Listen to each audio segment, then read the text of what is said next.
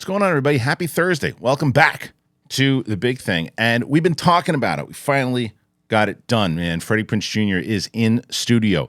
He's got a lot. He's got a lot working right now, man. I'm excited to talk to him about his new projects. We're going to talk wrestling. We're going to talk horror. We're going to talk everything and anything that I can think of to talk about with my buddy now that he's in studio finally. I'm excited for it. And you guys should be excited too, man. We got a bunch of cool stuff happening, and especially on the 23rd. We're going to be at the New York Comedy Club on June 23rd, so make sure you can get those tickets at thekristianharloff.com. And June 24th, we're going to be, myself and Mark Ellis, going to be with the Double Toasted guys, Stamford, Connecticut. Excited. So June 24th, June 23rd, thekristianharloff.com.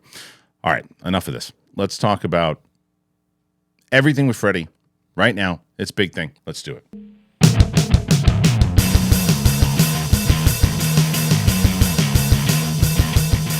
Welcome, everybody. Welcome back. Kristian Harloff, Brett Sheridan, and our special guest today, Freddie Prinze Jr. What up, homie? How you doing? What's up, man? How are you? Good. First of all, big love to Mark. Always love Mark Ellis. And Stamford, Connecticut, where I used to work at WWE. You and me both. Both in one promo package. There we go. So much. Let's start with there. Let's start right away. We were supposed to get this done a couple different times, and we both got sick at one point. Yeah, and then I had a kid get sick at another point. And it was funny because I could tell that you had felt bad a couple of times. I'm like, dude, I have been down this road so many times over the last 2 years with my kids. You know, I have a 5.5-year-old and 11-year-old, and it's like the 5.5-year-old picks up shit like, They're Triple H said they're walking petri dishes. 100%. It's so true. It's like my wife has just been bombarded. She thought sending them back to school was going to be like, oh, now I get some time to myself. And it's like, now she's got to worry about the new illness of the week. It's like every single time. But either way, we finally got it done. So thanks for joining me, man. I'm glad to be here. And we know that you know this character from our Rob Zombie videos. Yes. Yes. Making friends. That was called The Shattering, where you shat all over it. It was definitely The Shattering for sure. And we even talked about it the other day because Roxy was in, and I had sent you that thing where I talked. You know, I've turned that whole thing into a bit of the communication thing with her. And so she's like, Freddie said it best. I hate you. It was so good. Hate's a good thing. Yeah, it was good. Sometimes a little bit. You need balance. You can't be dark all side love sometimes. or you're a weirdo. Fuck that. Let's talk about everything you got going on too, because you and I send the text that you send me sometime. I'm just in awe of everything you got going on because your love for wrestling, obviously writing for wrestling for what you did and kind of going back and forth and being so, I see you at AEW in the crowd. Yeah. I see you at WrestleMania. Like, you're just a fan, right? So, Well, here's everything that's going on, and then you just pick what you want to talk about. Please. All right. I have my wrestling podcast. It's called Wrestling with Freddie. We call it Wrestling with Friends because I do it with my co-host, Jeff Dye, who Yeah, I you know know. Jeff well, yeah. He's super funny. He's a crazy fan, and he loves wrestling.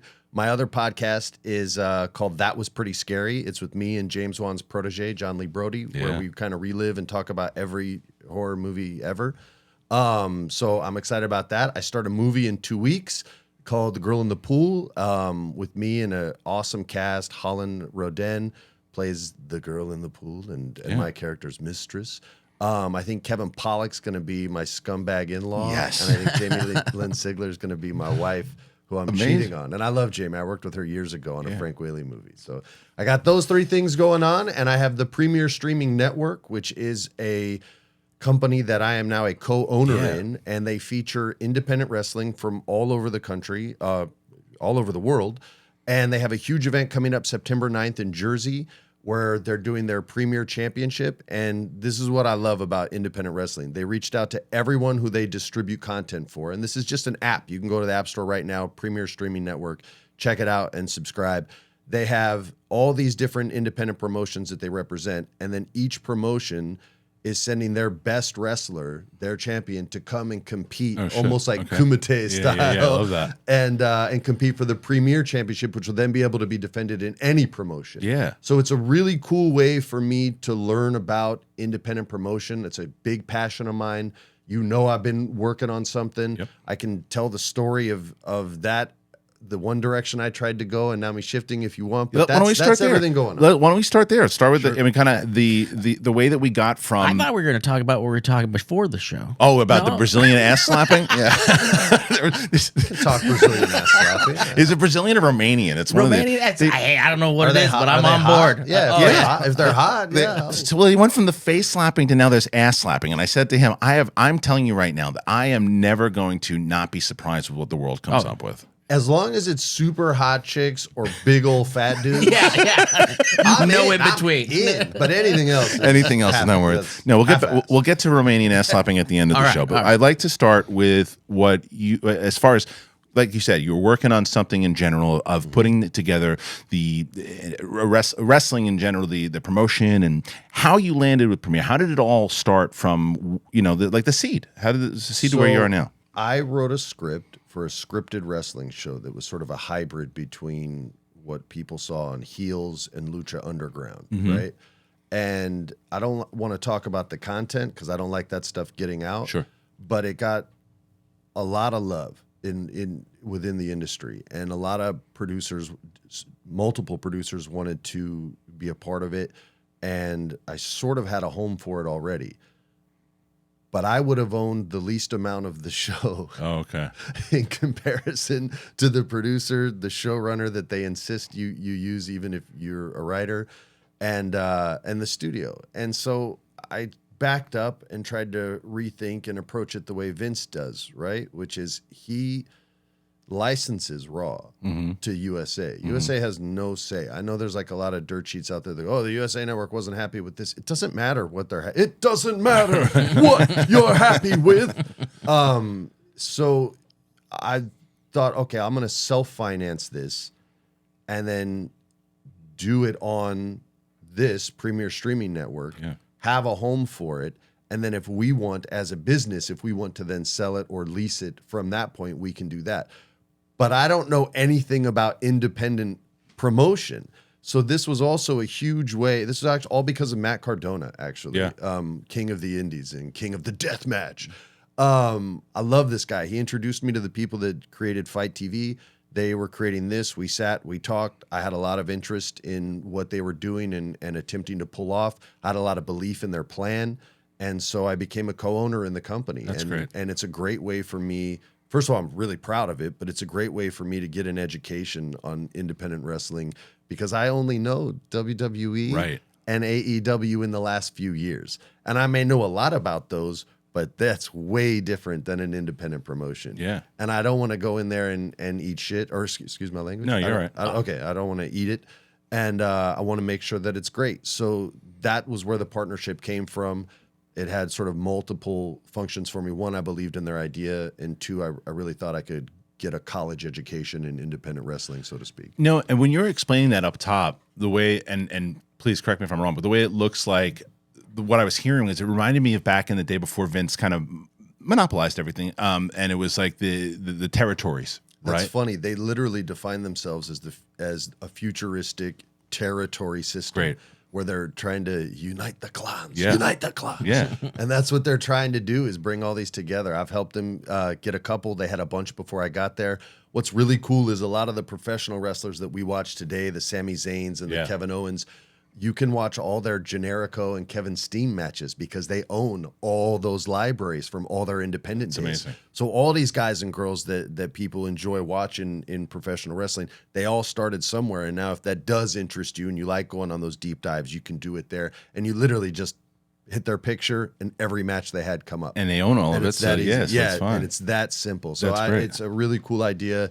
I'm behind them big time. And yeah, man, I love meaty men. Smacking meat, as Big E once said. Smacking meaty men, smacking meat. Yeah, well, there's all that. I mean, so it seems like there's a lot of the archive stuff, like you just mentioned. There'll be stuff like you mentioned, like that Kumite type of idea, where there's new matches happening. They even have TNA on there now. They do. Yeah, okay. They even brought TNA matches over as well. So they're expanding quickly, rapidly, and doing a good job. I don't oversee any of the business stuff. Yeah, but they're very communicative, and I'm impressed every time I talk to them. So how would that work then with, like, say, like, so you start up a thing and you start bringing in new talent and new people, and so with obviously the archives is one separate thing, but then when they start doing all the independent people coming out, like, your thing that you start, are they just it's gonna kind of mix inside of that Kumite? We would sort of flagship mine and have it because it's just a wrestling content app. There's no MMA, there's no anything, there's nothing. This would be what we would basically have as the first scripted show on the app. We have some other ideas that I'm going to be involved with as well, similar ideas to WWE Rivals, which I do on A&E every Sunday. I don't know which episode they're on, but we recorded these a long time ago, guys. But yeah, so there's some similar shows to that I'll be doing where I'm bringing in a lot of the indie wrestlers and we're going over their matches and you're getting almost like the Criterion Edition version of a wrestling match. Now they just call it commentary. But yeah, so I'm like, again, I'm really excited for it. I nerd out with these guys. I ask a lot of questions. And I learn a lot about indie wrestling every single time we talk. So, what's your approach with now?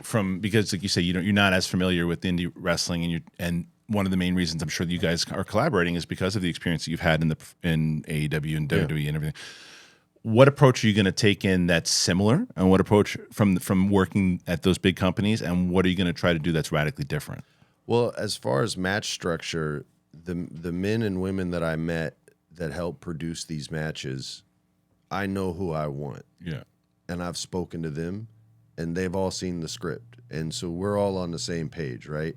So I'll approach it in a traditional sense as far as, the match building goes. However, and that's from AEW and WWE, the pool of wrestlers is so foreign to me in the independent world that I'm on the app more than probably anybody else, just trying to figure out. It's a unique show, so not every mainstream wrestler would fit in. I'm not looking for, the most beautiful looking people in the world. It's a different kind of show.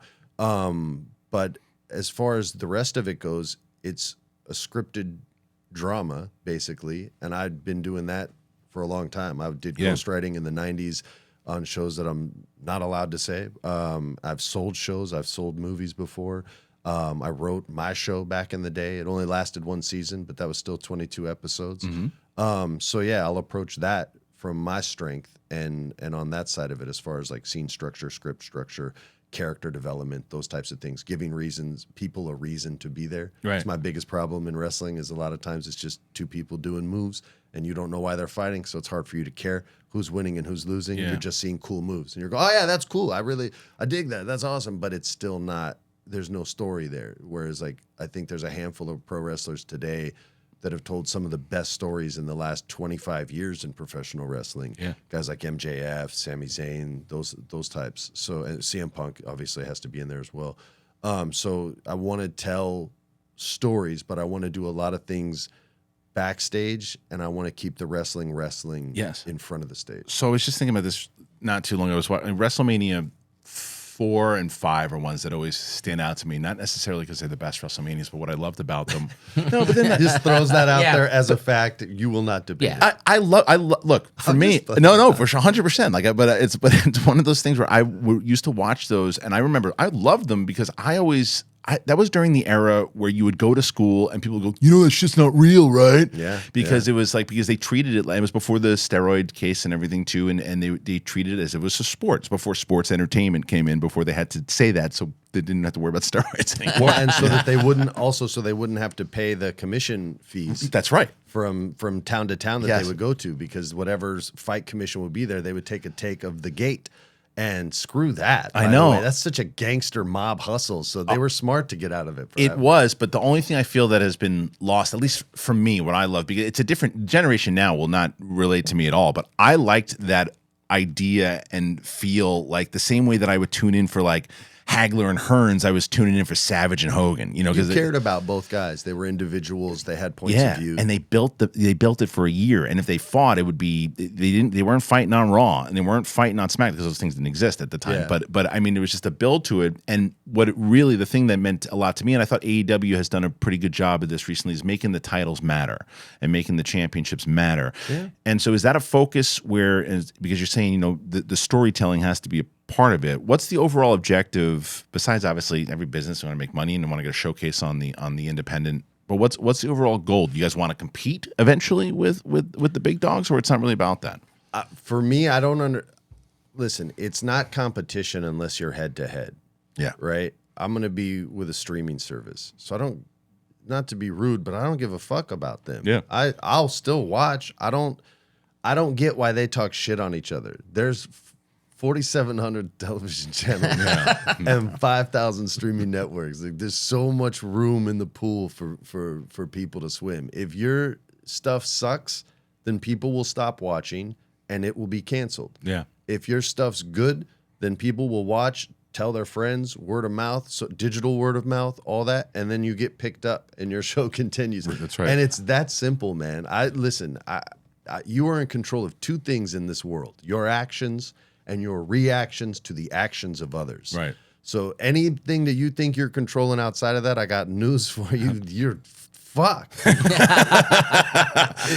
You're gonna be raging on the road and not know why. You know what I mean? Like it's you have to just focus on what you can control. And all I can control is making sure that my scripts are tight. I have my first 10 done already. They're written out. I've had a lot of people go over them. I've had professional wrestlers go over them. Only one didn't like it. And I asked, and his opinion meant a lot to me. Yeah. And I said, what do you think? He goes, I don't like it. I think it's too inside. I said, okay, I think you might be right. And I made changes. Like too inside baseball? Like, yeah. And he was like, I think you're giving away too much of the business. I said, okay, cool. And I made the changes and I gave him another one. And he was like, whoa, that's way different. Yeah, I like that. I was like, yeah, it's called notes. But they don't get that. Right. If they get a note in professional wrestling, they can get fired. Yeah. You know what I mean? Like it's a different ball game over there. They don't understand that. So you're really 12 combining. drafts. No, you're doing you'd made it clear that it's taking the obviously experience that you've had in one portion of your career, combining it with the other portion of your career. Trying to. Yeah. Hollywood hates wrestling so much though, man. It's crazy. Why is that? What do you think? They don't respect the scripted part of it. Yeah. They don't respect that. And does that blend into what we were just talking about with the old sports element? They still haven't realized that it's a television show? No, I think they shit on the fact that it could be that, but I think another part of it is they shit on a lot of the talent because the talent aren't trained actors. Right.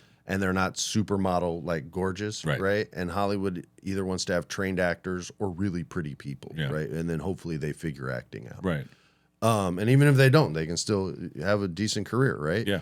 So they look at wrestling as like a poor man's version of that. And it's just like, oh, well, it's not this. It's not. It's just like, what the hell are you talking about, man? They don't get it. It's a fight sequence. The only part of the Jackie Chan movies I like are the fights. Yeah. Right. The rest of it, I'm like, yeah, right, whatever. Well, fast forward, but fast if you really forward. pay attention to look, so I was, and this kind of can transition to, I guess, stuff with the WWE, because what I had noticed over the last couple of, I say last year, I was kind of, I would tune in and out, and I would check into the pay-per-views, and I'd watch them with my daughter. Like we watch WrestleMania, we watch a bunch That's of things. the average fan. Yeah. One in every 4, and the pay-per-views. That were their analytics. Yeah, and that's kind of what I mean. It wasn't that way for me for a long time, but also not just because I had lost interest when I stopped writing there, and then I got back into it when I was at Schmodown and stuff. Like, When I left, I knew all the tricks. Yeah. I didn't want to watch the magic show. Working in the sausage factory. It took like a year. Yeah, and then I got back into it. And I started watching it again to learn when Schmodown was really taking off. I started to watch it on the network because I was like, oh, who are these new characters? And I learned everything. And I was, and I started watching a little bit more on the network. And then I kind of, and then I would just kind of look in. And then for one portion, I just didn't think the writing was very good for a little bit. And then fair criticism. Triple H, when he took over and all that shit went down with Vince, I was like, they're telling stories again, and they're trying to. Yeah, and They're taking big swings. They are. Now they're not all. Sometimes it's a swing and a miss. Yeah, but they're taking big swings and they're trying to do story-based content. Can you explain to me now? What is independent wrestling? What is independent wrestling? Tell me now. I had a quick question about that because please. I've only gone to one, like downtown LA. I was afraid with getting raped on the way getting from my car to the But then it was like this was the coolest thing, and I was WrestleMania back in the day. Yeah. Fighting with my parents, saying it was real, and getting screaming and crying and going in my room. But like this was the most fun I've had, like going out in LA and being right there. And I was surprised this place wasn't packed out. Are you trying to like bring awareness to these independent kind of? Is that the independent you're talking about, or is it a higher level of? Well, it's both. They're not discriminatory. They're an equal opportunity independent wrestling company. No, I've seen everything from tiny lucha shows to big luchador shows. Yeah. I've gone to pro wrestling, Brian Kendricks, which is at a Sportsman's Lodge in Burbank. It seats about 80 people. Oh, that's great. The ceiling's 8 feet high, and they got guys doing flips off the top rope with their feet just skimming the ceiling. Wow. That's so the thing. I've seen that and everything in between at this point in my life, and it's about highlighting and putting a spotlight on all of them so people can see some of the things they're missing. Like pro wrestling is a comedy wrestling show. Yeah. Each one is about 2 hours long, and each one is a movie wrapped up in disguise of independent professional wrestlers. And it's hysterical. Xavier Woods took me to my first one, and we're sitting in the back, and this guy named Cereal Man comes out. I love it already. He's got on a wife beater, or I can't say that anymore. A tank top. Yeah, as a white man, please stop using wife beater. Yeah, I'm glad you changed out of yours when I came in. And he's got a box of Wheaties cereal on his head. Nice. Of course he does. And he goes in and they do this scene, this promo back and forth, him and the sassy assassin who has a lisp. So he's the Thathy assassin. And he's amazing. And you realize the sassy assassin is going to be Hans Gruber. And Cereal Man is going to be fucking John McClane. Yes. And every time after a match, they would reenact another scene from the movie. It was genius, man. Like, he, instead of walking over broken glass, he's walking over broken Fruit Loops. Because he's Cereal Man. And then they reenact the last scene where Bonnie Bedelia's stuck on Hans Gruber's watch. And they're both going to fall off Nakatomi Plaza and plummet to their death. Only in this, they're on the top turnbuckle. And instead of Bonnie Bedelia is Pop-Tart Boy, who is a Pop-Tart with little arms that come out and little legs that come out, and he can't wrestle, but he's a part of the show. How do you explain this when you get home to your wife? The same way I'm breaking it down right now, and she's reacting the same way. You're like, what the hell? And I said, Pop-Tart Boy is hanging off the top turnbuckle, barely hold on to the sassy assassin, and that's when Cereal Man comes in and he rips off the Pop-Tart Boy glove. And when the glove comes off, the sassy assassin, falls on all the other terrorists. Oh, and the other terrorists were orphans that were never adopted. Well, Freddie, our time is up for the day. Remember to do those affirmations that I told you. Don't Norm McDonald me, bro. 100%. Okay, but that's the type of stuff though where you see that in general just sounds fun. Those sounds are the crazy. two extremes, right? Yeah. WWE and that, and then everything else in the middle is just There's beautiful meat in the sandwich. It's my favorite stuff when I'm scrolling through like TikTok or whatever too, and you're just like, if wrestling's fake, explain this, and you see those things. You see the Michael Jackson pro wrestler moonwalk into a DDT. The guy fighting a doll. It's like that kind of shit. Yeah. But people say that there's I don't think you'll really understand the athleticism until you go to these places, because you can't get front row. Like, I can't get front row seats to WWE or anything. You can. You know how cheap those tickets are? I had no idea. You know how easy it is? Or just text me. All right, now we'll do it. Yeah. But speaking of WWE, I wanted to talk about the transition of what happened there, because you can explain it probably better than I can. I hope. Because I don't know. The way that I look at it, because you see a lot of times, and this happens in movies and TVs, the audience gets a hold of what they think the story is, and then it goes all over social media. Well, that's matter of fact. So once WWE sells, over to Endeavor, and then there's this rumor or fact that Vince is behind now, and now he's behind the scenes, and he's back, and he's writing, and I don't know how you felt about it, but I watched that Raw after wrestling. I thought it was terrible. I was there. Yeah, and did you think it was good? I left. Right. Wow, it was bad. My daughter got bored. Yeah. She said, "There's no wrestling." I said, "Give him a break. It's the day after WrestleMania. A lot of guys can't work." And she goes, "No, the talking parts are boring." And I was just like, yeah, it was like a 15-minute promo by Triple H. But that show was not that show. That show was completely, and I know this for a fact because I talked to wrestlers that were there. It was a completely different script. There was way more action. And then in the moment, as it happened all the time when I worked there, and I'm sure when you worked there too, last minute rewrite, page one. Not a scene, a page one rewrite, which is going to give the talent maybe 6 minutes to learn their stuff. So this is what I don't understand. And I guess I do understand that when it comes to Vince, because I hate this thing that they're doing now with bringing the heavyweight title. Another thing, it's like, I like the idea that they had the WWE and Universal. One guy has it, and that's like the Yeah, championship. it feels like a lesser title, and it just debuted. Yeah, And it's just they're doing a tournament now, and it's like, who cares? And it's like now it seems like this is the Vince side of it. Do you think it's just impossible for Vince? Because Vince is now that they sold it over, can swim in more cash until the day that the guy dies, right? Yeah. Is it just he feels like, yeah, they doubted me in the early 90s when they said that Hogan's gone and he'll never come back, and they doubted me in WCW. I can make it happen again, and you'll love me the way that you loved me beforehand. What is it? Why can't the guy relinquish control? It's just because he had it for so long? Men like this, and you can take it as a compliment or an insult, I guess, depending on how you're wired, are pathological. They're obsessed. Yeah. There's something in them where it's never enough. Like Vince isn't ever going to be able to spend the amount of money he earned. Yeah. Elon Musk is never going to spend the money he earned. Right. But there's an obsession. I have to be the richest. It's a waste of our time to go, why? Right. Right? Because we're not even in the same galaxy. Yeah, and but to me it doesn't matter. Like we're rich, right? Like, and I don't want to work. Right. You know what I mean? Like it's only if it's something I really like. But I'm not out there going like, man, I gotta get 10 more million. Yeah. Like I've never said that ever. Like as long as I'm comfortable and my belly's full and there's kids are happy gasoline in my car, like then everything's cool, right?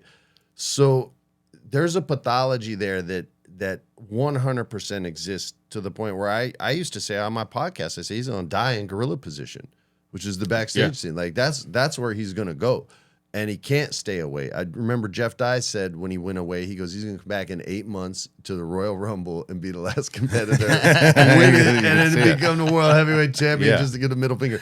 He came back in 8 months. It just wasn't at the Royal Rumble. Right.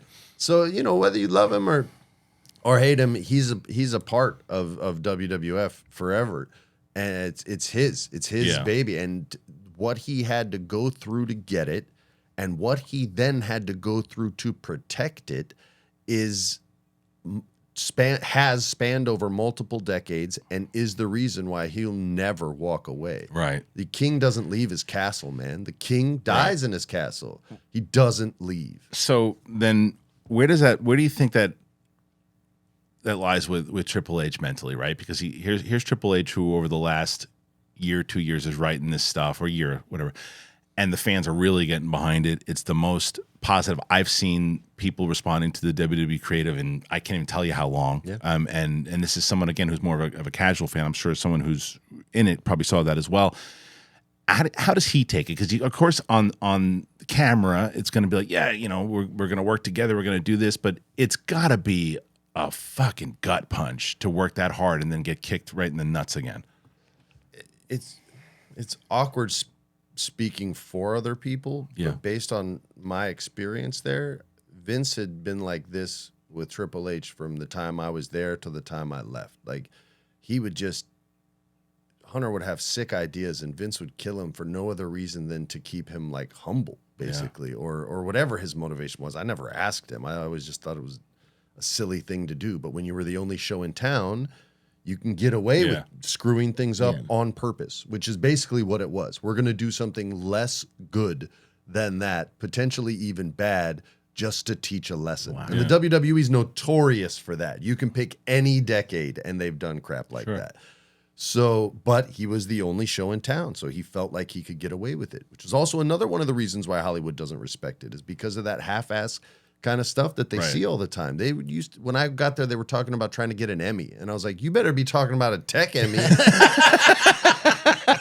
And they wouldn't listen. I was being dead serious. Right. You know what I mean? They're like, "Well, what do you mean?" I was like, "Dude, show your editing packages. Show what the complex camera shots that you have to do, but don't try to submit a wrestler or a script for your consideration. Like, are you crazy?" But they were serious about it. So I think Triple H is used to it at this point. I don't think there's probably anyone in the company who can roll with the punches as well as Triple H. Yeah. I don't think there's anyone in the company that's had to take more punches than Triple H from his wrestling time to his executive time and currently. I remember when he had NXT going, it was the best professional wrestling on television. Yeah. And then they took it away from him and turned it into you can't Same do that thing, on television. lesson type thing, right? And it was like people were about to say I don't know and get slimed, and it was like splatter paint everywhere, and it was unwatchable. Yeah, well, unwatchable. But that's what WWE was for the children. NXT had a more adult feel to it, and it started making WWE feel special again. And that's exactly right. And now that's kind of taken away. So my question to follow up is there any world, because someone said this, listening to what you're doing now and what other people did and what Tony Khan has done, is there any world where Triple H is like, you know what, fuck this, and starts his own shit? Because I feel like there'd be a lot of people that would follow him.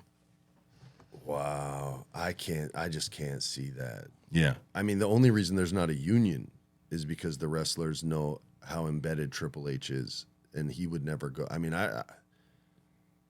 there's no way, right? There's no way. But wouldn't they follow him? A lot of people? Sure, but you have to think about his motives, right? Like, he is the WWF. Yeah. He is that. Like, the only thing he didn't do for the company was hold the mantle during the PG era because he wanted to do DX, and that's not PG. So John Cena took that and deserves a truckload of credit for carrying the unappreciated decade of wrestling, right? Yeah. And literally holding it on his broad as fuck shoulders. Triple H could have been that, didn't want it. But the guys had to go through everything from the notorious MSG event where they all kissed and said goodbye. Yeah. And then getting just shattered by the execs in the company and just making him jumping through all kinds of hoops, to when I was there watching Vince kill his ideas that we had built up on television. Yeah. And he literally just cut the legs out just because. Yeah. And it would tickle him. You know what I mean? Like, it was just... He's like, you're going to earn it because I had to earn it. Some Game of Thrones shit. But I think he knew Triple H would always be the one to run it one day, not Shane or Stephanie, and that's why he was so tough on him. Yeah. That's what I'd like to think. Yeah, it's just because you wonder, like, I happen to agree with you. I don't think he's going anywhere, but, like, it's just like one of these things where, because Vince, let's say he's got another 10 years in the tank. Right, another 50. Right. It's true. He's just a clone. He's gonna be the oldest man on earth. 100%. Stubborn. But let's just say, and then so Triple H holds out for that long, or he goes off and does his own thing. Either way, it's an exciting time in wrestling, and hearing what you're doing is very exciting too, because it is that kind of it's different, and I think that's what you need to do. It's a renaissance. It's a baby renaissance, but it's a renaissance. It hasn't come to fruition as quickly as I'd hoped, but I can at least see that wrestling's on that path. Yeah, and I think by what you're doing and the way that you're kind of you have new partners and have other people and shining new spotlights on people, it's also. Do you ever get nervous inside of it that we're building some of these people up that eventually, if they really get popular, then these AEW and WWE is gonna snake them. Brother, I've had to rewrite the show 5 times already. When they took Killer Cross again, they took Bray again. Who else did they grab recently that I want? Serial Man. No, Serial Man. He's a hero we all need. AEW's more open, and shares talent, but WWE does not. But I've already rewritten it a handful. So of times. So you know, kind of going into that, what you got to be prepared for. Cross was the first person to read the script. Got it. He was the first person to read the script, and I had to trust him. I barely knew him. I only knew him through John Hennigan. And Johnny Nitro, Johnny Wrestling, whatever name you know him by. He's got 1,000 nicknames. It's Morrison. John Also, Morrison, yeah. His real name, though, Hennigan. Yeah. But I only knew him a little bit from like a FaceTime call. And I just reached out on Instagram. I was like, dude, can I call you? And he was like, yeah. And we just talked. He had been released by WWE at that time. And I talked to him about this story for him and his wife, Scarlett Bordeaux. And we were just speaking, and he really clicked with the idea. I was like, all right, dude, it's already written. I was like, I'm going to send it to you. I was like, but you just can't show anyone. He's like, I promise. And he never did, dude. He's such a good dude. And I sent it to him, and we were in big talks. And then I got the call, and he was like, hey, man. And he goes, I got a call from Triple H. And before he even continued, I was like, take it. Yeah. And he'll tell you, I think he's even told the story, so he'll tell it the same way. And he was like, I just feel so bad. And I go, what title do you want to wear more? My bleep, bleep, bleep title or the WWE Championship. Right. And he goes, yeah, that's what my mother said. And I was like, so listen to your mother. That's and cool listen though to that me he get that. That's the kind of conversation and chase the bag. And granted, we had a nice bag for him too, but I don't know what WWE's paying him. But yeah, man, he was gonna get Amazon money if he went with me. Right. But hey, like you said, I think that's the reason.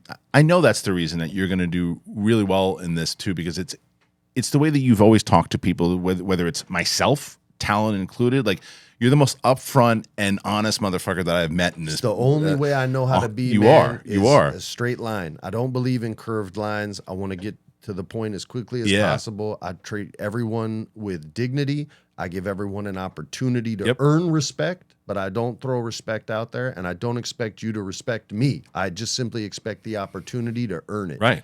And as long as we have that mutual understanding, I think it's always the best business relationships. A lot of people in Hollywood hate that, can't handle it, but they all respect me because I don't lie. Right. No, I mean, again, I've known you now, it's coming up man, like 7 years. And it's like, and every single time it's just, I thought it was even longer. 7. It's something. I mean, unless you include the Ha Ha Cafe from 20 some odd years ago. Hey, man, I like Ha Ha. I did too. I saw you outside the Ha Ha. That was that night. That was the bit where I some girls asked for a picture with you, and I was like, I had a bit I came up with in my head. I'm like, I'm gonna go. Can I get one too? And have you take the picture with me and the girls? And I did. I chickened out. Dude, I know. It's a good bit. It is a good bit. I told him last time I was on. I was like, I got mad at him for no fucking reason. He was like, because he's just there watching his friends in this thing, and I'm like, okay, Freddie's gonna watch my set, and he had to leave. It was fucking like 11 o'clock at night. He was exhausted and left, and I'm like, he has to leave and watch my set. He didn't fucking know who I was. Big time. Yeah,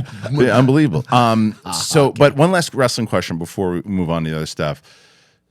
I don't want you. I know that because Chris Van Vliet's a buddy of mine as well too, and I just saw you on his show, and you guys kind of dove deep into the CM Punk stuff, and I don't want to get into all that. But what I do want to ask is, there's rumors that he was there. He was at Raw. Yeah, I heard that. And is there any, because the guy's super talented. I've had him on the show a couple times. He's always been great to me, but I know he's had these issues with a lot of people.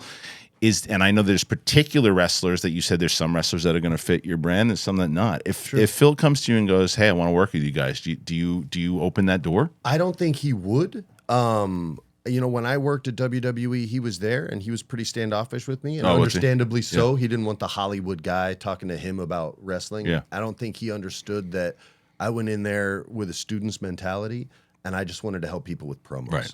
And he never needed help with a promo. He's arguably the best promo in the business. Yeah. So there wasn't much of a reason for me to work with him, but I don't think he would be interested in working with me. That said, he would be the right look. The CM Punk character would fit my brand and what I'm trying to do. But like you said, I'm a different kind of guy than a lot of people in this business. Yeah. Certainly different than Tony Khan. We handle things much differently. I prefer conflict. Conflict actually is the only way any disagreement ever gets settled, is through conflict. I don't do the passive aggressive thing. I'm very straightforward. There would never be a post-match scrum on any of my shows. There would never be any of that stuff. I don't even watch them when they're on. I only watched that one because everyone was like, "Oh my God, he's crapping on everybody. He's shitting all over his boss." I don't go for that, but I think I have the type of personality that once you know me a little bit, you go, "Hey, here's how far I can go," and I would never cross that line because Freddie would never cross lines A, B, or C. Yeah. And again, it's just. But you'd be open to it. I'd be open to talking to him. I don't know if he would be. Well, the reason why I think I'd be curious was because like he took a transfer over to afterwards working in movies, and he was and obviously he was in Heels, and he was in his mic work is second to none. Yeah. Can he wrestle like he used to? No. Can he still wrestle and look like one of the best wrestlers in the world? Yeah. It's just how, I guess the question for a lot of people, not for me, because we'd only do 10 episode seasons and I'm not making people go on the road, is how many times, how many matches without injury. We're a scripted show. I can't have injuries. You know what I mean? Or it's a big time shift. Right. So yeah, there's a lot of things that would go into it, but I respect his work on the mic. I respect his work in the ring. I didn't appreciate the way he treated his boss in that scrum. That wasn't something worthy of respect, but I get he's pissed off and frustrated with a different generation and their philosophies and perspectives on the business. I get that. And I think anybody can understand that. Yeah, fair enough. After years of fine print contracts and getting ripped off by big wireless providers, if you learned anything, what you learned is that there's always a catch. I heard about Mint Mobile a long time ago. And right away, they go, okay, we got premium wireless, and it's only starting at $15 a month. I said, yeah, right. What's the catch on that one? But then you talk to them, and I'm using their service. And guess what? It all makes sense. There's no catch. Mint Mobile's secret sauce is that they are the first company to sell wireless service online only. They cut out the cost of retail stores and pass those sweet savings directly to you, and it works like a charm. Set up a separate line with them, and it's just clear. It's easy. And if you hate your phone bill, Mint Mobile offers premium wireless, just $15 a month. All plans come with unlimited talk and text and high-speed data delivery on the nation's largest 5G network. You can use your own phone with any Mint Mobile plan and keep your phone number along with all your existing contacts. Switch to Mint Mobile. Get premium wireless service starting at just $15 a month. So if you want to get that wireless plan for $15 a month and you get the plan shipped to your door for free, go to mintmobile.com/thing. mintmobile.com/thing. Cut your wireless bill to $15 a month at mintmobile.com/thing. Yeah, fair enough. I want to move on to the other things. Well, do you have that thing that we the thing with the thing? The thing. So Gentle Giant sent this over to us, and we're going to have. So basically, what we did when Katie Sackhoff was on. So we've got. Love Katie. She's the best, and so we had them send this Kanan figure, and Freddie, nice enough, said, "Hey, you know what I'll do is I'll sign it, and give it away." So we're going to do the same exact thing we did with Katie. So we're going to once we get to 2,000 comments on this video. You guys, whoever we're going to pick, just say something inside. Be nice. Have some kind of comment that you want to do. You want to talk about wrestling. You want to talk about any of the other stuff that we're about to talk about. Put it in there, and we're going to pick one out, and then we will send you the autographed copy of this great figure by Gentle Giant of Kanan. So you don't want to give it to the shittiest troll comment? I was going to say, if it's creative and if it's creative and funny, if it's funny, give him a chance. if it's funny, maybe. And speaking of stars, I got to ask you before we get into this other stuff too. You did do stuff with Bad Batch in the beginning, the first season. I was asked to, yeah. I didn't necessarily want to. I feel like every time you hear Kanan's voice since Rebels ended, it really kind of dilutes his impact on the Episode universe. 9 included? Yeah, I didn't want to do that either. Yeah.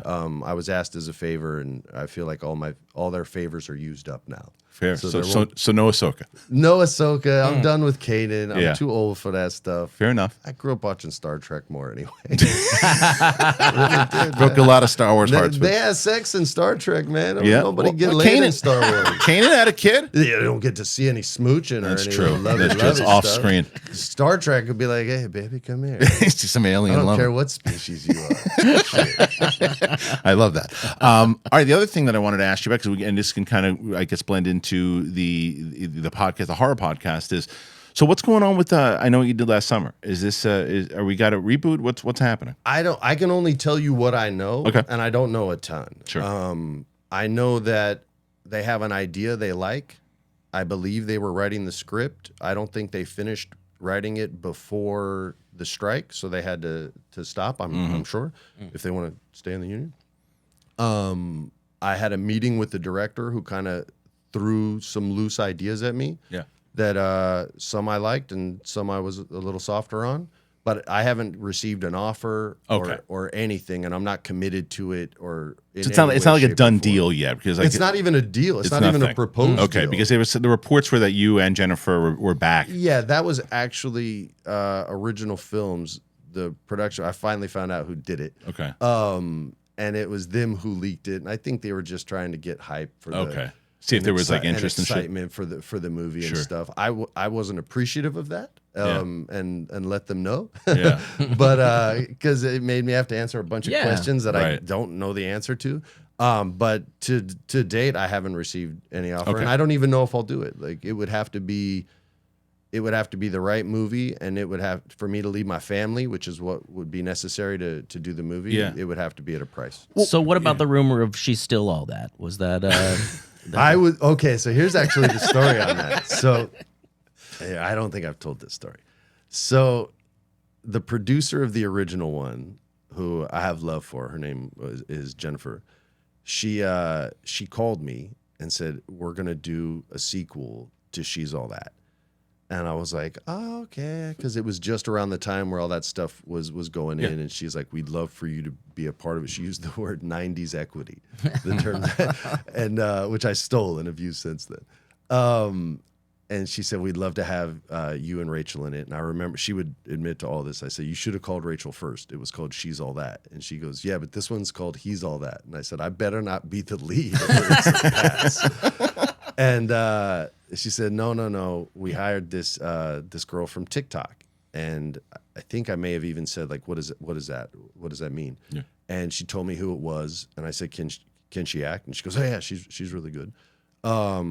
And so I looked at whatever footage I could find, and all I saw was like lip syncing, right? So I was like, man, her audition must have been sick, but it just felt wrong and just felt weird to me. And then I said, okay, if Rachel does it, I'll just tell you guys everything. I said, if Rachel does it, then cool. But if they try to spin this off into a television series, I want Rachel and myself to be producers. We don't have to be EPs or anything like that, Smart. But I want us to be producers. Because we were a big part of why this movie did so well. And in hindsight, I can see that. Yeah. So she agrees. She's like, let's try to make all this stuff work.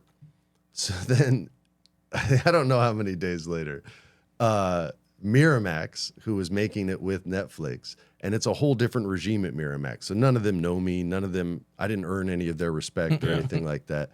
They made an offer that I thought was like a rib. I thought they were joking, right?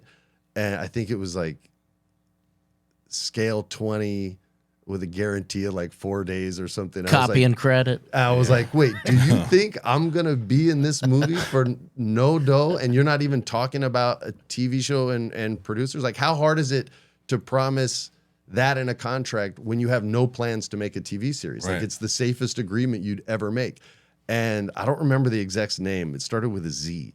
I can't remember her name, but she made an offer that to me was a joke. Yeah. And so I told I was like, don't even call him back. Don't even email him. Don't even pass. Just let it exist out there. And I called the producer and said, yeah, this ain't happening. I was like, how much money did you guys have for the role? And she told me the number, which she shouldn't have. And then I said, okay, well, here's what they offered. And that was my pass. And then I hung up, called Rachel. I said, they have this much money in the budget. Don't take a dime less than that. Smart. I know for a fact they do. Yeah. And she was like, cool, thanks very much. I'll take it. Yeah, because you guys are homies still, right? You guys Rachel's my dog, man. She's one of the only women I worked with that didn't hit on me. So she's like a sister, man. I love that. Sister. I love that. Well, you know what? And it's interesting because you said as in the setup here, because I want to hit the horror podcast, but with the setup where you were talking about the movie that you're doing also, I remember when we were talking when you were doing Rebels, how you were talking about you didn't really want to get back into acting. That you were concentrating. You liked, and I guess your kids are getting older now too. But like you were concentrating on being with your kids. Voiceover job was easy. You went in, you did your thing. Not, that was for my kids, right? Yeah. Right. Mm-hmm. And so what changed? Because you wound up doing the Punky Brewster thing. You wound up doing some. What changed to where you said no? Did you just get the hunger for it again? Not until after I went back, but my daughter started taking an interest in the arts. Okay. And we won't allow her to act till she's an adult. I love that. We want her to stay a kid, but she's found dance as a means to do that, and school theater as a means to kind of, fill that void until she can pursue her dream. But once we knew that she was really serious about it, Sarah and I both said, all right, then we're going to go back and we want to show you that it's not all just glitz and glamour, and you need to see what kind of work is necessary to succeed in this business, because we'll only help prepare you. We're not going to get you an agent. We're not going to hire you on a job that we're in. We're not doing, you have to earn everything. So she understood that. Sarah went back to work. I went back to work. We brought her on sets of all our projects. So she could see all of it. So it's like a crash course. Yeah, so she can learn. And, I'd rather her not be an actor. So I really encourage her to meet the writers and I'd love for her to do behind the scenes stuff. But right now she's very focused on acting. She was a good writer. She doesn't like writing as much anymore. Because she's seen, all the fame, the glitz, the glory, and all that stuff. Yeah. So yeah, man, we both went back to work and are trying to show her everything we know, everything we learned, so she can take all the stuff she clicks with from me and steal it. Same with Sarah, the stuff she sees in me that she thinks is bullshit, she can throw away. Same with Sarah, you know what I mean? And then but did you catch the love for it again though? Did you once I did that movie in New York for Netflix. Okay, I worked with this chick, Amy Garcia. Yeah. who was medically dead when she was a kid, came back to life, and so just has the illest perspective on the entire planet. And I've never met a more solution-oriented human being in my life. Like, she doesn't go over speed bumps. She plows them down so they no longer exist for the people behind her. Amazing. She's a bulldozer, and she's as big as this coffee cup. And I fell in love with her completely, and it helped me fall in love with acting again. The producer of that film is the producer of my next movie. We really clicked. He sent me a couple scripts since then. I clicked with this one. It's like a real sexy thriller, and the guy's a piece of shit. He's cheating on his wife with a girl who's like 10 years younger, as men my age usually get caught doing. And the girl dies in the first act, and you don't know who did it, and his whole family's coming home, and he has to make a decision, and he makes a fucking horrible decision because he's a beta little bitch. Yeah. When is this coming? Is this out already? Or no, I'm getting ready to film it in 2 weeks. This is the one. It shoots local here in LA. I see. This is the one with Jamie. Jamie would play my wife. I see. Okay. Holland is playing the mistress, the girl in the pool. Okay. And we get a lot of fun flashback stuff with that, and she gets to be a corpse, which is like everybody's favorite thing. Right. So you just then felt just like you read the script and you're like, yeah, I'm just in it again. I've never gotten to do this before, man. That's Like cool. the Netflix one, I'd never gotten to be a dad, really, not in a movie. Yeah. And I was so excited to show off like the 13 years of experience I had doing that, and was so proud of that film. And then this is something I've never gotten to do either. If I had my druthers, I would just make like 2 horror movies a year and not do anything else. But it's going to take a little bit of time, because usually the ones they want me for, I don't respond to, and the ones that I want, they're not responding to me. Yeah, but you're also in that place. You said it beforehand too. Where you're not. It's got to be refreshing too. Where you're not. When you're younger, you put your name out there. You want to make sure that you get the big roles. Now, like you said, you've got your shit going on with your promotion. You've got your podcast. You've got your family. You have these things that it's like you get the job. You do things you want to do now. Yes, very much. And WWE is a big part of that, actually. I mean, I sold my stock and basically retired. You know what I mean? So and I didn't take salary. I took my whole salary in stock when I worked there. Yeah, and for people if you haven't seen it, so when you had your gig, I guess the second time, when your deal was that you got stock in the company. The first time and second time. Okay. Yeah, I just said, I'll bet on myself, bet on the company. Right. They love not paying people. Yeah. So, you know what I mean? Yeah. So they were tickled to death. That was in 2009. My wife made me sell it. She was like, "You're selling that shit." I was like, "Yeah, let's sell it and get some land in Hawaii." And you just do when your we get thing. old and farty and can't move anymore, just get tan and fat. And, happy.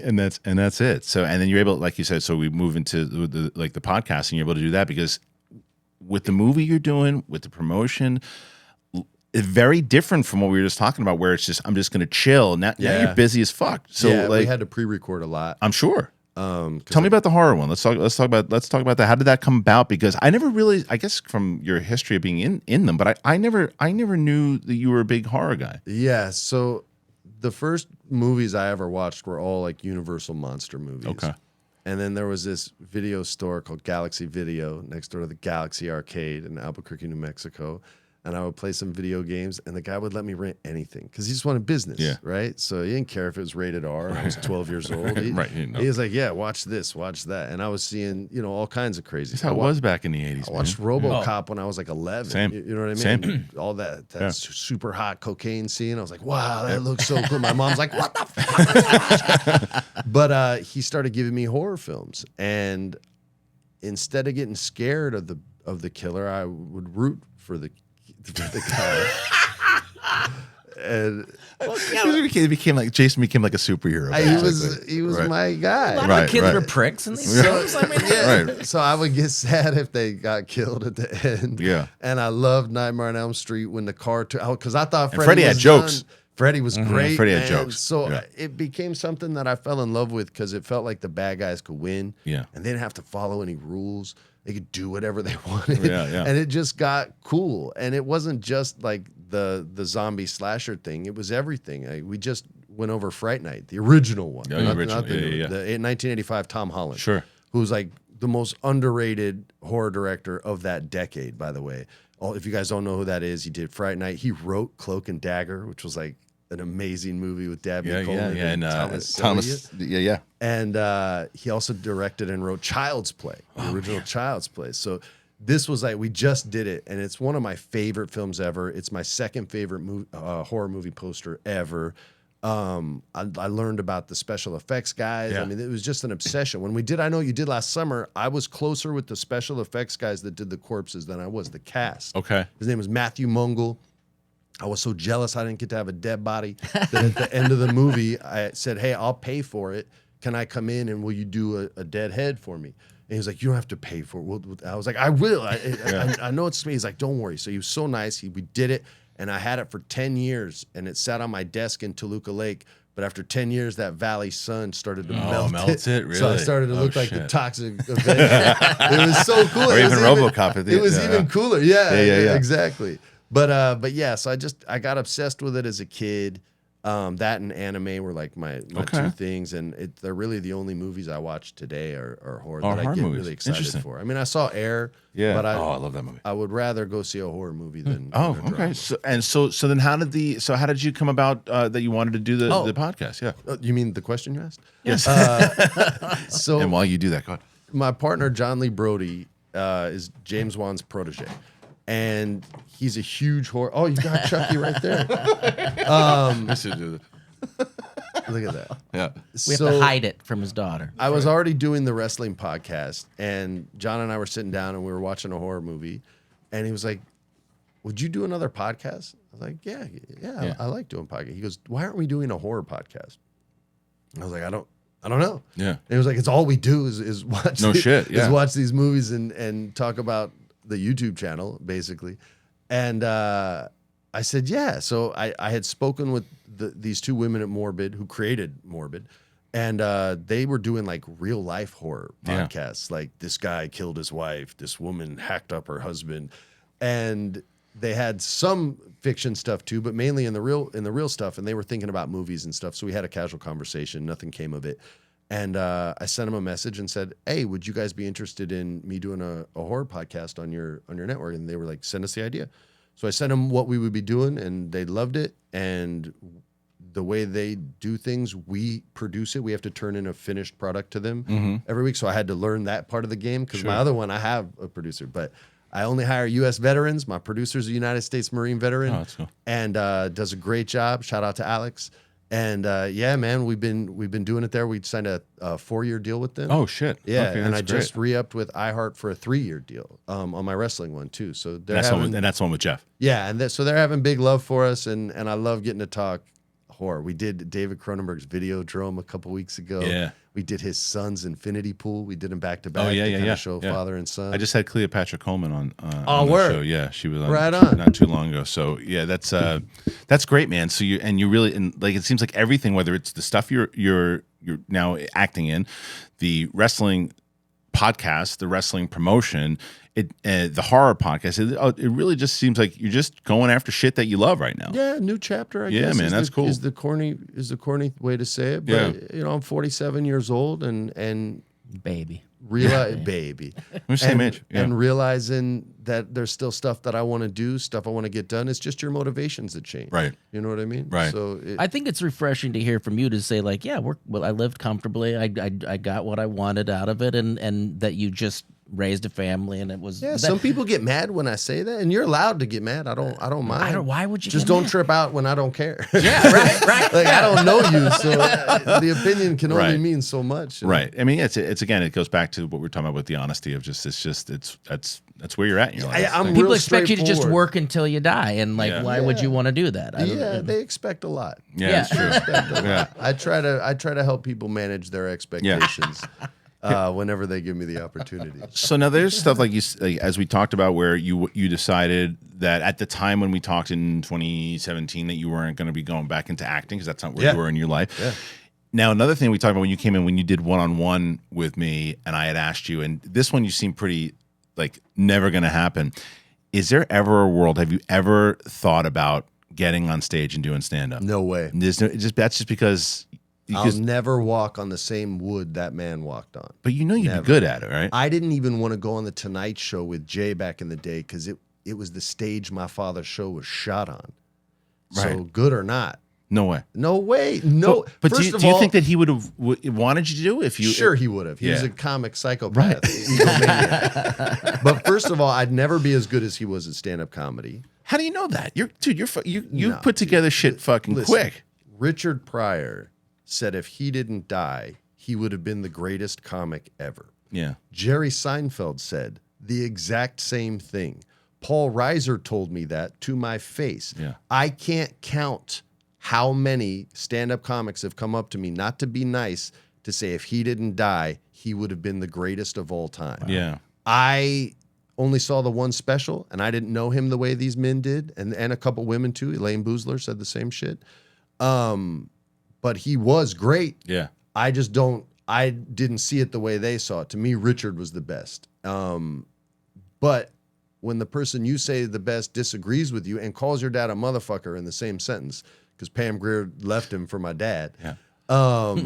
But yeah, that's heavy. So I'm never gonna follow in No the, chance. in those footsteps. It doesn't even. By the way, it's not a humble thing. Like, I'm a way better actor than my dad was. Like, I saw him try to do a drama. It was called The $1 Million Ripoff. He was dog shit in that movie. So he can't act as well as me. Right. I can't execute a joke as nice as him. See, I understood. Yeah, it's just I always think about that too. I was talking about that with Brad. I was just like, because your timing, like you've clearly had that thing, but it's not about that for you. It's more so about that was his arena. That was his thing. Got it. I hang out with a lot of stand-up comics. Yeah. They make you get sharp. Yeah. Most for sure. of my friends are pro wrestlers and and stand-up comics. comedians and like 3 or 4 actors. Well, and Sarah had the show with Robin for a while too. Did you get a chance to kind of talk to him about your pops at all? Well, he didn't know. Yes, because I thought they would. Yeah. And so I was their first episode. Or no, not the pilot, episode 2. Were you geeking out meeting him and stuff? Was that the first? Had you met him before that? I never met him. Okay. Never. And I was really excited because I thought he would have known my dad. Yeah. And so that was the first thing I was going to say to him was like, oh, did you ever meet my father? Before I can even say that, he goes, I never knew your father. I would love to talk to you about your dad. I want to get to know. And I was just like, well, oh, okay. And so we sat in his trailer, and he had a Nintendo. What was the one that was Ocarina of Time? Whichever Nintendo played 64. Zelda's 60. So he had a Nintendo 64 in there with Ocarina of Time, which he goes, all I do is play this. It's my favorite game ever. And which is cool. Party on, man. Yeah. And we sat down, and he just asked me like a million questions about my father. And who he was friends with, who he hung out with, did I know any of his jokes, all this stuff. And then we just started talking about comedy clubs and the owners that he hated and the owners that he loved, and that kind of stuff. Because I knew all of them too. They would let me in the clubs at 12, 13, 14 years old, and they would have to clear out the bathroom from all like the actors and musicians doing cocaine on the counter so that a 13-year-old could come in and take a leak. So they were crazy days back then, but Robin was really cool. I wish I could have got to know him better. Yeah. It was just that it was probably about a 3-month stretch, and then I was gonna cook. I like to cook, and I was gonna cook a dinner for him and his new wife. And like 3 weeks later, we found out, and It's the only celebrity to this day that I've ever teared up on, man. My wife was broken. I'm sure. Man. I'm sure. She just fell in love with the man. I'm sure. And it just broke her. Yeah. Even my daughter called him Uncle Robin. Yeah. And it was a short time period, but he still had such an impact on her. Yeah. And such an infectious energy that when that energy is taken away from you, you feel a loss. It was crazy. Did you? So one of my good buddies is Jamie Costa. Who, I don't know if you saw his video, Robin, and No. Dude, it was the video. I don't see anything unless you send it to me. So the video went viral of him, and he doesn't do an impression of Robin. He becomes Robin. Impressionists that do that are hard for me to watch sometimes. Yeah. Because it's almost too good, and it feels like they're possessed by the person. That's the thing. This is not an he's impression of me. This is a possession. Yeah, Like, when I hosted Dana Carvey's show, Yeah. that first impression show, it was a contest for impressionists, Yeah. and I never had been more uncomfortable in my life. Yeah, see, because but they're so you're It's just like, good, but yo, I think what? there's a difference between like the impression and then something about like it's fucking crazy. I'll show when you. they become the person. Dude, I It's- mean, no, so- I know a couple yes. that trust me where Yeah. you'd feel the same way. Yeah. and just be like, what the. So he did a scene, and they shot this scene. My buddy Jake Lewis like directed it, and it was him and Pam Grier when he finds out Belushi died, and it's that moment that turned his whole fucking life around because he was spiraling out of control during More Comedian, and it went viral, and like everybody started people were going nuts about it, and then there was Robin's kids saw it, and people were tweeting at his kids, like, and she's like, I love Jamie, and I think Jamie does a great job. She's like, but stop sending this to me. That's painful. Yeah. It's painful. You know? But people, it's a different world now, it is. man. It's People crazy. Social media. You're so dehumanized when there's no face-to-face that, unfortunately, you have to expect that. Yeah. And you have to expect it at any time. And I hate saying that, and I wish I could show more sympathy because it sucks, but I've seen it a million times. Yeah. With my own stuff. You know what I mean? Like, a million times, people going out of their way trying to hurt me to remind me about my dad. I get it about my brother all the time. I'm like, dude, I'm a grown ass man. Right. You can't look at you're just showing your ass, man. Right. But people get really upset by it. It's just depending on your personality type. How do you teach your kids though? Because like I have an 11-year-old. You prepare, you don't teach. Yeah. Because the way you teach might not click with them. Right. Like that's the shit that I connect with my daughter on, I don't connect with my son at all. Right. There are lessons that I can teach my daughter that I simply cannot teach my boy. Right. And same with Sarah. So all you can do is prepare. Like teaching is experience. Oh, I've actually gone through this. Yeah. Let me show you what I did. The unknown, the void is just preparation, and you can only prepare someone so much. And even when it hits them, it's like having a baby. Yeah. You can be prepared, but it's still gonna slap the shit out of you. It still slaps the shit. Yeah. That was the thing we went through. With my 11-year-old is the most like just innocent human being in the. I mean, she's just full of. I mean, Vivian. It just means full of life. You know what I mean? Yeah. And so she had kind of stumbled upon this website, and she was on this website, and she was on it for a bit, and she was even kind of sneaking it and stuff too. And then it just like stuff that like terminologies and things that 11-year-old just shouldn't know yet. And she, of course it does. And she brought these things up to me, and she was talking to me, and she felt miserable about it. I'm like, and I told my wife, I'm like, yeah, it sucks that she stumbled upon it, but she's teaching herself a lesson at the moment. And she came to talk to you, which means you're doing the right thing. You are preparing them for that kind of stuff, because then they come and speak and ask questions, and it's not like a Catholic confessional where you feel like shit going in and coming out. She wasn't scared to approach it. Exactly. And that's all you can do, man. 100%. All these parents these days just try to like fix everything right away and protect their kids from every little thing. They call them steamroller parents is the term I heard. And it's just like, when your kid falls down, they're gonna get up. Right. You don't have to run over there. Like they're gonna get up. Yeah, it's that Rocky Balboa quote, man. My son's name's Rocky. You know what I mean? Like I make that boy have to be tough. Yeah. He plays flag football, and if he goes down, you'll see people like go to get. I'm like, he's not even your kid. Sit down. He's okay. He'll get up. He's crying. I know he's crying. He's gonna be all right. And then he's fine and loves. And he goes, Dad, I had the best game of my life. I'm like, that's right, you did, bro. That's awesome. And man. And he's a little dude, so when he does well in football against all these big kids, it's like a big deal to him. But if he bounces off, it's flag football. But if they make contact, my boy's losing. Yeah. He bounces off of them like a pinball. So he's going to get hurt. Yeah, that's the way it goes. That's the way it goes. Dude, it's great. It's great to have you in here. Yeah, man. It's always a pleasure. I'm glad we can make it happen. Yeah, we got to do it again for sure. Next time, you know what? And after here, you said to Brett, you know what I should have done? Although when I was sick, I should have hit you and Jeff up at WrestleMania when it was here this year. I know. With us. I know. I should have went with you. We had a good group, man. I saw the pictures. I was jealous. We were hanging with his lovely wife, Maurice. Yeah. Hey, girl. Yeah. Well, next time they're in town. Yeah, man. Like you gotta come. Dude. I will. Bliss was there. Baron Corbin was there. That's you awesome. love Baron Corbin, dude. Is he cool? He's the coolest, dude. And he can act. Like if they knew how to write for him, he can act. I think when his wrestling days are done, he'll find his way to California and become a 6'6" giant monster. Yeah, I guess that's my last question before we jump back to wrestling, because so the MJF stuff that happened when he was kind of going off on you in the crowd, did you guys meet up beforehand, or did you not know he was going to do that, or is that the whole, you guys kind of set that up, or how did that work? You don't want to say anything. Yeah, you don't have to say anything. Well, I paused, so now everyone knows. I don't like breaking guys' storylines. Yeah. He texted to see if it was cool. Macaulay was actually going to come, and he was going to shit on Macaulay too that night, which would have been the best. Yeah, they nailed Ken. And then he nailed me. But if it would have cut to Macaulay, because he would have saved Macaulay for last. Yeah. Macaulay's a far bigger star than the two of us just from one movie. And then gone in on the dude from Home Alone, it would have been gay. I was so bummed when I had to tell him Mac wasn't coming. Oh, shit. Because he would have just eviscerated Yeah. it would have been money. He's something else, man. That guy. It's funny because when he first hit the scene, and again, like I said, I was kind of casually kind of looking in. There was something that he did with some kid, and I was like, I don't know. I mean, maybe crossed over the line, but I started thinking about it a little bit more, and I'm like, this guy's playing to the audience the way like Chic and like Volkov did back in the day. And artists must be given latitude to make mistakes, even though I don't think it was a mistake. They have to be allowed to go a little too far, and he'll know.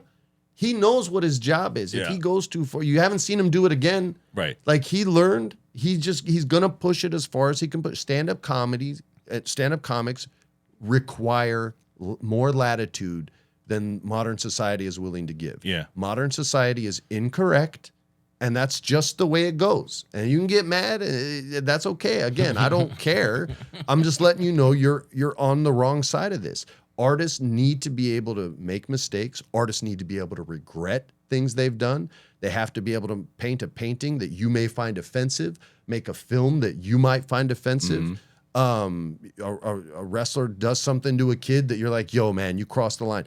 You're right on all accounts, but they still have to be allowed to make those choices and evolve. It's not a 9-to-5 job. There has to be constant evolution. It's a river, not a lake. When you're an artist, you're not just sitting in a boat waiting for a fish to bite. A river is a live, active, moving thing that sometimes kills people and sometimes brings life, but it's not going to stop moving. So, when I see people get mad at comics and see people, unless there's malice behind it, then you're completely entitled to those feelings. But when the goal is to make you laugh or make you entertained, Jeff Dye says it best. I'm sorry the way I tried to make you smile didn't work. Right. Yeah. Right. Yeah. That's, Yeah. Yeah, That's 100%. took 2 seconds and my 3-minute diatribe, and it's way more impactful. No, but no, you're right. But he says it best. I'm sorry the way I tried to entertain you made you upset. Well, he does certain things. I mean, I saw Flair kind of shooting on him at one point too, because when he did I thought maybe it was a little bit over the top too when he maybe threw the drink in the kids. But like you said, he's evolving. He's doing different things. He hasn't done it twice. Right. And if he does, the next time it'll be a plant. Right.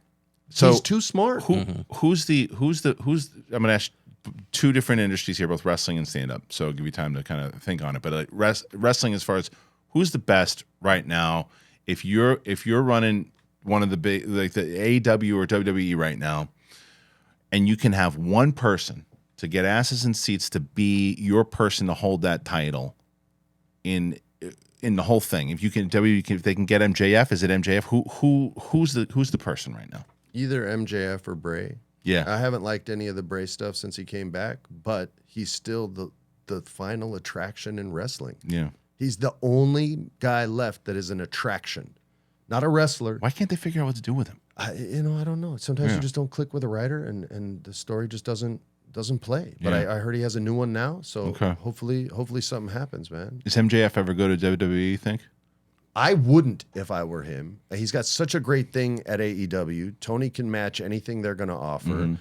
And he's in charge of his stories. Yeah. The moment you go there, you are no longer in charge of your stories. And right. The worst thing in the world would be to see MJF in WWE and only win the United States Championship. You'd be handcuffed instead of being a world champion. If it was a stepping stone to the way to the destination and world champion at the end, then cool.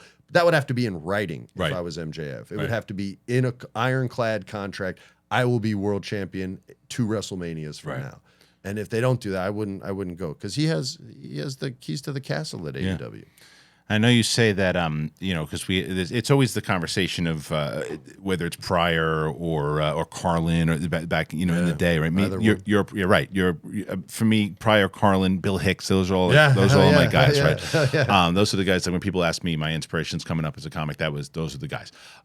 Today, is that I would put like Chappelle and Burr in there. Those are the guys, right? Yeah. They're the 2 top dogs. Yeah, people are You're giving not Chris even Rock gonna love mention me. I mean, you talking wrestling? wrestling? You got issues, but you did the hand. You did the hand. He does the whole thing. I mean, I've known Sebastian for so damn long. He's hilarious too. But yeah, but those he is. But I different. As far as like what they've accomplished and how they're received, Dave Chappelle and Bill Burr have done more. Yeah, you know what I mean. So, well, you know what it was. I saw that Carlin documentary that Apatow did, right? Mm-hmm. And Burr said it. He was watching because Carlin went through so many different iterations. You know, we're just talking about MJF and things you learn and things you move angrier and angrier, but also went from saying, in his own words, nothing to something, right? And whether being the hippy dippy weatherman and then moving on over to start really diving in and doing things. And even when he was doing his observational Carlin at Carnegie and all that, like. I have that album. It's the best. It's the one that really. I actually have the album. Do you have the actual? It's not on Spotify. Oh, you have the whatever record. No, I collect comedy albums. Oh, that's fucking great, dude. Yeah. So he was. I mean that in general, but watching Burr talk about that, to me, I'll watch Burr sometimes, and I'm not necessarily like in hysterics. But I'm going, that is just so fucking brilliant. He can mind blow you with a joke where the you don't even know stuff. You don't even know you're supposed to laugh. Right. You're just like, oh my God, that's so. He just dead fired on everybody, and everyone took the bullet. Yeah. And since people get mad on both sides with Bill Burr, he has total freedom. And he has no fear. Because he doesn't have to cater to either side. He shits on everybody. He really does. In that sort of Boston, let me tell you why I hate you sort of way. Yeah. And he's just a stone killer with it. And he's super cerebral with it too. And he'll shit on himself oftentimes before you can and call himself an idiot. Yep. But yeah, I mean those two guys are top dogs. There's a lot of young gunners that I really love. And who's somebody that people should be listening to, up and comers? Chris DiStefano, Kelsey Cook. What's that Mexican kid's name? The kid that had beef with George Lopez. Oh, right. I saw him on the. I saw the podcast where he's talking about. Yeah. And the Lopez called him or something too, right? Didn't he? He apologized because he was being a dick. Right. But yeah, he's Ralph Barbosa. That's his name. I follow him on Instagram. Okay. I find a lot of people like that. That's the one thing I found Instagram good for, is for stand-up comedy.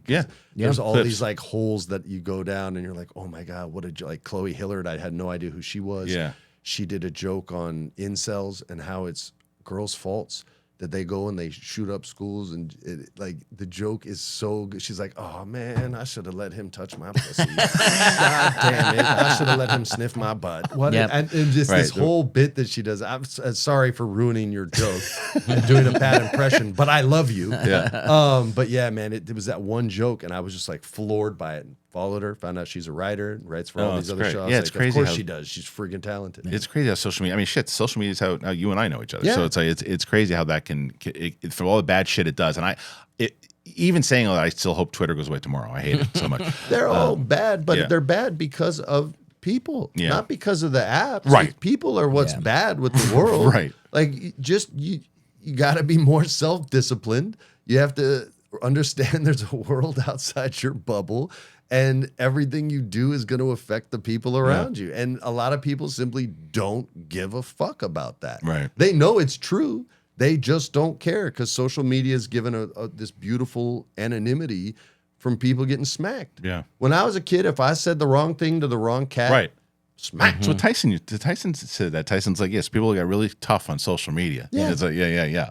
Yeah, absolutely. But and it's not even tough. Like the female stuff, the character assassination. Yeah, right. They're not, calling you a bitch. They're trying to like destroy your reputation and stuff like that, and just trying to kill each other. It's supposed to be about empowerment. It's supposed to go the other direction. Right. It should be all love, but it never will be because people are screwed up. Yeah, it's unfortunate, but it is what it is. It is what it is. But what is fortunate is that we finally had an opportunity to sit down and talk for a little bit, and I'm glad that we did, and I'm looking forward to doing it again, man. But appreciate you guys. Let them know though exactly so they want to find your shows and everything. Sure. That was pretty scary. If you're a part of Amazon Music, you get the episodes a week early. If you're not, you get it everywhere else a week later.